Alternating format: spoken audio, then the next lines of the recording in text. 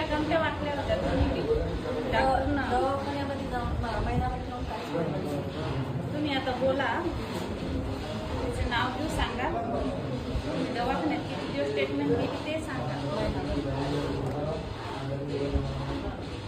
कोण्या दवाखान्यात होत्या?